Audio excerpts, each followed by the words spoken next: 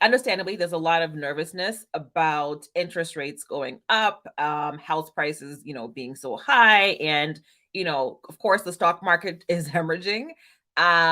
Prices are going up, inflation is crazy, and so is now a good time to buy, or should I just wait for a housing market crash? Now, in 2005, so before the last housing market crash, I almost bought a whole condo right here in New Hampshire, actually. So so back then there were these loans you could get where they weren't checking your income at all. They just went by how much you said that you made, and they just approved you for loans willy-nilly. So I actually was in college. I had a part-time job. I did not have a full-time job. And I had been approved for a mortgage. And the only reason why I didn't buy a house at the time is because all the places that we went to look at, they had these contingencies where there had to be a certain number of units that had to be owner occupied in order to get the specific loan that I could get. So I am definitely glad I did not get a loan at that time, because the housing market would have crashed a little bit, a few years later. But it's not the fact that the house would have lost value that is the reason why I'm glad I didn't buy. It's because when I was looking, I didn't really have a goal with getting this condo. I was just, it was just like, hey, like, I can buy a house. My sister said it's a good idea, which thank you. I'm glad that she got me thinking about buying a house at that time. My realtor was extremely uh respectful, because given that I was technically a kid, like, she actually did a great job of just explaining what are the different options, what's happening. And at the time, these stated income loans were completely normal. But buying that house wouldn't have been good for me because I didn't have a goal as to what that house was going to do for me in terms of my finances. And really, the life that I had after that was where I was just traveling and all over the place. Though, so I probably would have ended up just like not following through with that house because it wasn't in line with anything that I actually wanted. And I think that for anybody right now that's feeling a little bit uneasy about should I buy a house or should I not buy a house, the first question you should be asking yourself is, what are you trying to do with this house? Because answering that question is going to make it easier for you to move forward or step back as things get a little bit potentially hectic in the housing market. And it has been a little bit hectic. So for me, I've shared this before. When I buy a house now, so since that I didn't buy that condo back in the 2005, I did buy my first house in 2012. And I had a goal, and that when I bought that house, which is I want to eliminate my rent. That's what I want to do. I'm not trying to flip this house. I'm not trying to sell this house when the price goes up because I can't control that. I'm not trying to, game the system and say it's going to go up X amount of money because I don't know that. You can't control that. You have no idea whether or not your house is going to go up in value unless you specifically renovate it in order to do that. And even then, it's still not guaranteed because you can be off with your numbers. So my goal was I don't want to pay rent. And so I'm going to buy this house where the tenants are going to cover my mortgage and I don't pay rent. And that is now how I buy houses. So the next house I bought, same thing. How can I buy a house where I don't have to pay for this house? Somebody else pays for it. Because when you're buying a house, there are two ways that you make money. And the thing is, a lot of first-time home buyers don't take the time to understand how it is you actually make money when you buy a house. You either make money with but let me just hold that for a second. We have a comment I wanted to share before I dive in. So Claire says her main motivation is to buy a house to live in, and be paying down her own mortgage instead of somebody else's, and security of not having to move.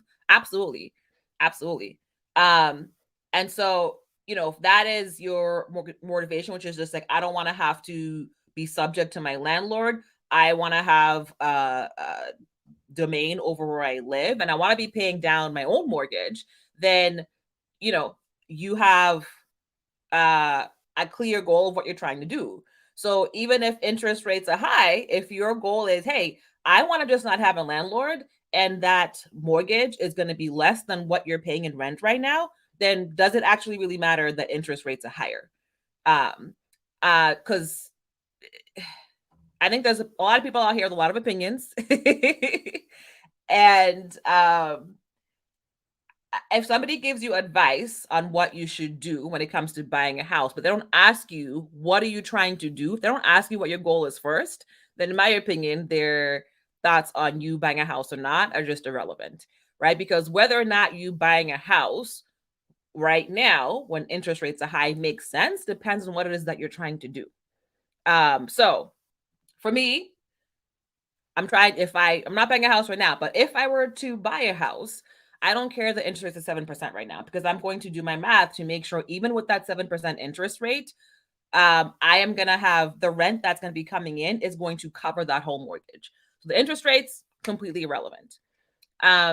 So in a lot of the groups I'm in, so last year the concern was that let me actually take a step back. I lost my train of thought. Okay, going back, before we get into all these different potential factors that could impact or that could make buying a house difficult, I'm going to take few steps back, right? So Claire wants to buy a house because she doesn't want a landlord. Cool. So if that's the only reason, perfect. A lot of people are like, I want to buy a house because I know that buying a house is going to make you money. So I don't know about Australia, but here in the US, there's this belief that any house that you buy is a good investment. I don't believe in that at all. I disagree with that statement completely. I don't think that any house that you buy is a good investment, because you have to understand the two ways that you're going to make money with a house is one, equity, and then two is cash flow. So equity is how much value you have in this house, right? So if you have a house that is worth $100,000, so somebody would buy this house for $100,000. When you look at all the sales prices on that block, they're all $100,000. But then you buy this house for $80,000. That means you have $20,000 in equity in that house. Like you have 20K that's kind of in your piggy bank. So in the future, you can actually take that $20,000 and do something with it. So that's one way of building wealth, because that equity is going to add to your net worth.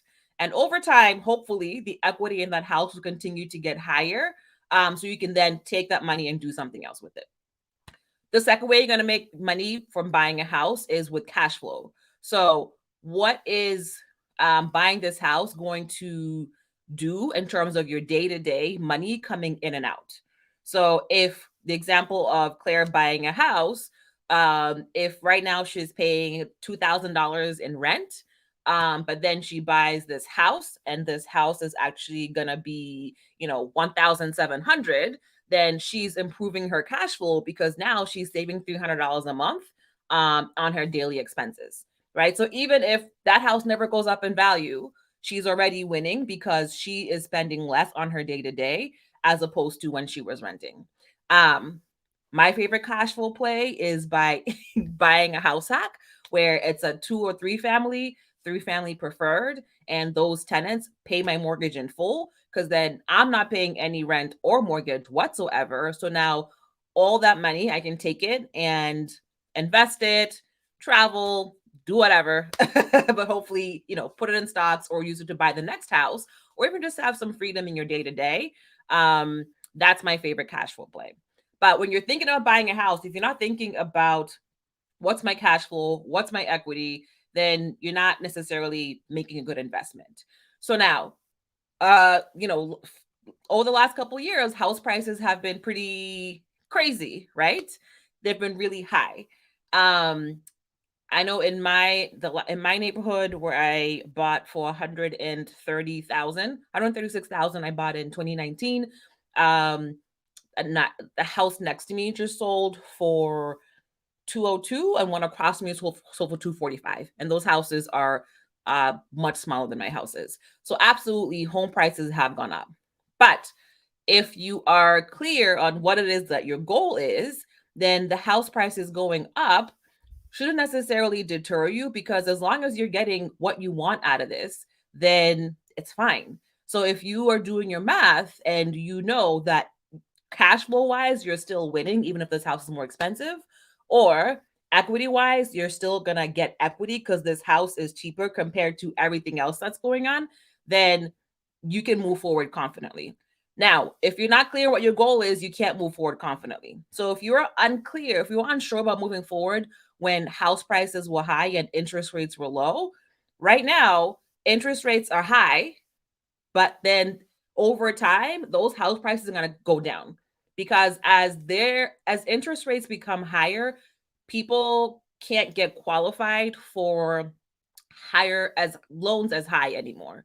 So I think like if you were able to get a house for like 670 last year, like a 2% rate at the current rate, you can only get approved for like 370 or something like that. It's pretty much like half. Like you're gonna get a lot approved for a lot less, which means that there's gonna be less people out there that are going to be competitors for buying a house. So if you were complaining last year the houses are too high, well, you're gonna have less competition now. So you have more room for negotiation. So that is a way for you to get in if you are clear on what you want. But if you were unsure, if you were unsure about when houses were house prices are high, you're unsure right now because house prices are, excuse me, because interest rates are high, you're certainly not going to be sure when if there's a market crash and prices are falling quickly, you're not going to be confident buying then either. So again, be clear on what it is that you're trying to do when you are buying this house. What is your goal? Because that's going to help you to navigate this potential craziness. Now, a lot of times people think, oh, if there's a housing market crash, I'm going to get houses cheaper. Yes, but it's also going to be kind of scary to buy a house where you don't know if tomorrow it's going to be worth a lot less than what you bought it for sure. Second, so I, as if the housing market is crashing, right? The thing is, yes, there are deals, but there also is less financing. So for most first time home buyers, you don't have 100,000, 200,000, $300 in cash lying around for you to offer cash on this house. And so if you're waiting for a crash because you're nervous, one, you're going to be more nervous when there's an actual crash happening. Two, it's going to be harder for you to get a proof of financing. So, for example, in 2020, right, beginning of the pandemic, um, before the pandemic, it was really easy to get a HELOC. So, a HELOC is where we talked about that equity. HELOC is where you can take the equity from your house and you can actually take that out in cash and then do whatever you want with it. Because the bank is saying, hey, you have a mortgage that's worth 50,000, for example, but your house is worth $100,000. So we can give you $30,000 in cash. You go do whatever you want with it. We don't care. We'll just put a lien on your house. And so if you don't pay us back, we'll, take ownership on your house. So those were available, very easy to get. And then once 2020 hit, because there was this uncertainty about what was happening with people's jobs, and like how long or whether or not people would be laid off or whether or not people even had jobs. So, or even if the housing prices will stay the same, banks started to um, uh, reduce the amount of HELOC products that they had. Some banks completely stopped doing HELOCs. A couple of banks still are not doing HELOCs right now because they just haven't, they're not willing to delve into that because it's risky. Because if they give you this money and then and then you don't pay, and now they have to try to sell the house and they don't even know if they can sell it. And so I was trying to get a HELOC, and the requirements to get a HELOC were a lot more stringent than what they were the year before. So if there is a market crash that's coming, maybe right now you can get approved with, let's say, a 680 credit score. Sorry, 620 credit score is what's the standard for conventional loans. But at any time, a bank can change that. So, for example, during the pandemic, even though technically 620 is the minimum that you need for a conventional loan, a lot of banks bumped that up to 720 because they wanted to make sure that they were minimizing their risk. And if they make their requirements more difficult, then there's a lower chance of them getting burned and losing their money. And so I'm just checking. And so realistically, if you want to buy this house and everything is in place except that you are just a little bit nervous about the interest rates, do a little bit of math and see if it makes sense based on your goals. because you might be in a better position than waiting for a crash. Because when the crash comes, if it comes, I don't know if it's going to come, I have no idea. If the crash comes, the very same requirements that may approve you today may not approve you at that time. And so, is it potentially risky to buy now as opposed to a crash? It could be, but it depends on your goal. So if your thought is to buy a house so you fix it and sell it next year, or fix it and sell it in a few months, then that might be a little more difficult because interest rates might be higher, it might be more difficult to get funding, and so it might be difficult for you to sell this house down the line. But if you're a regular first time home buyer and you just want, like Claire, you just want a house where you don't have to deal with a landlord, then if you have secured your mortgage, and your mortgage is an amount that's comfortable for you, and you're in your house that you like, then what is it that makes it better to wait for a potential crash as opposed to buying your house now? So the people that will be able to take advantage of a crash if it comes, take advantage quickly, are people that have cash. Eventually, when houses are in terms of a foreclosure, if the bank takes a house because somebody's not paying, it first goes on the market at an auction where you can only buy with cash. Nobody buys at the auction. Then it goes on your regular listings, and then at that point, you could buy it with a mortgage, but it's not going to be as cheap as if you buy it initially. But point I want to just put through across clearly is that during a market crash, when things are unstable with the housing market, lending is going to tighten up as well. So you need to factor that into your decision as to whether or not you're going to wait or whether or not you're going to buy now. What questions do y'all have, or what thoughts? I'm actually just curious about your thoughts. Do you agree? Do you disagree? And also, if you haven't liked this video, go ahead and give it a little like.